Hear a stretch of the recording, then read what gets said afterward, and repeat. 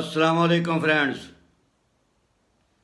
तो आज हम अल्लामा इकबाल साहब की अगली रुबाई को देखते हैं। अल्लामा साहब फरमाते हैं, जमाले इश्को मस्ती नै नवाजी, जमाले इश्को मस्ती नै नवाजी, जलाले इश्को मस्ती बेनियाजी, कमाले इश्को मस्ती ज़र्फ़ हैदर, ज़वाले इश्को मस्ती हरफ राजी।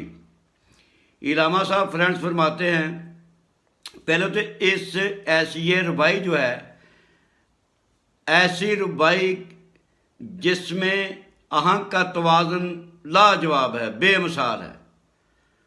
उर्दू लिटरेचर के अंदर ऐसी रुबाई देखने को पढ़ने को बहुत कम मिलेगी। आप जरा तवज्जो फरमाएं कि इलामा साहब के इस रुबाई के जो चारों मिसरे हैं उनका जो काफिया है वो देखें जरा। जमाल, जलाल, कमाल और ज़वाल। और दूसरी बात देखें जरा कि चारों मिसरों के अंदर इलामा साहब के एक लफ्ज़ की बार बार तकरार है, वो है इश्को मस्ती। वो लफ्ज़ क्या है जी? इश्को मस्ती, जो चारों मिसरों में इलामा साहब ने इस्तेमाल किए हैं। और तीसरा जो मिसरा है उसका जो आखिरी टुकड़ा है ज़र्फ़ हैदर। तीसरे मिसरे का आखिरी टुकड़ा जो है वो है ज़र्फ़ हैदर।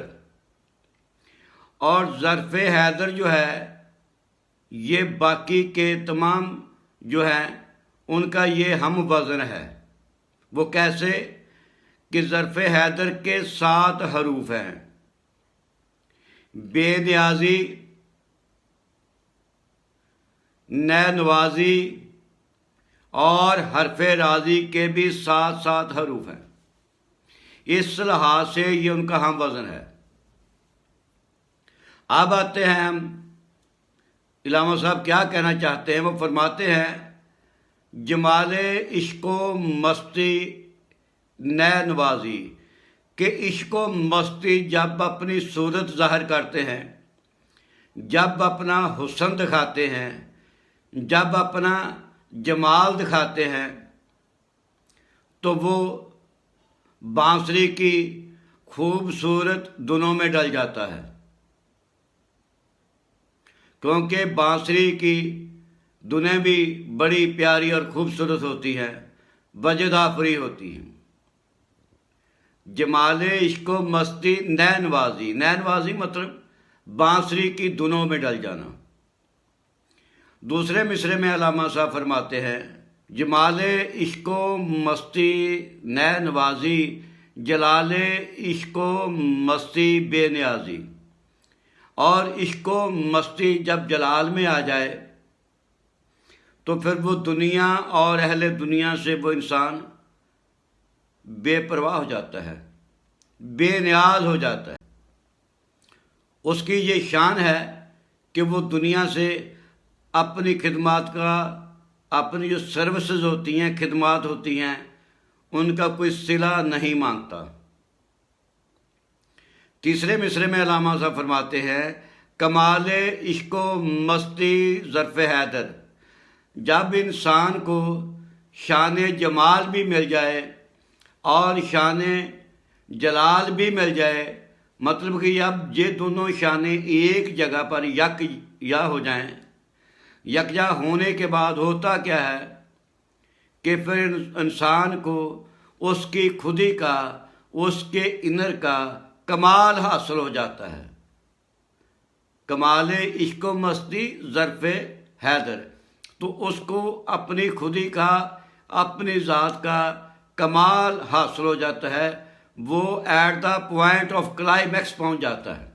और जब क्लाइमैक्स पे इंसान कोई पहुंच जाए तो उसको क्या अदा होता है اس کو ظرف حیدر عطا ہوتا ہے، یعنی حضرت علی حیدر کرار رضی اللہ تعالی عنہ کی سیرت کی جو پختگی ہے، اس انسان کے اندر اس کا وہ رنگ نظر آنا شروع ہو جاتا ہے، رنگ جھلکنا شروع ہو جاتا ہے۔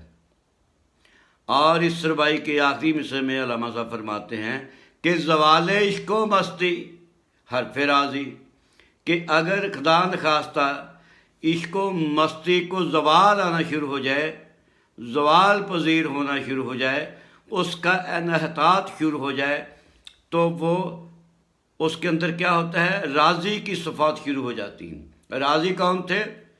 فخر الدین رازی، ان کی بنیاد تھی فلسفہ پر۔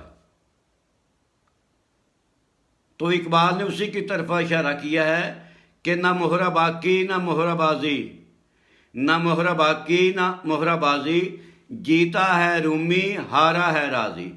راضی کے فلسفے کی بنیاد ایسی تھی جیسے شطرنج کے اندر مہرے چلنے کے بعد اس کی چالیں ختم ہو جاتی ہیں، نہ مہرہ باقی نہ مہرہ بازی، مہرے ختم ہو جاتے ہیں۔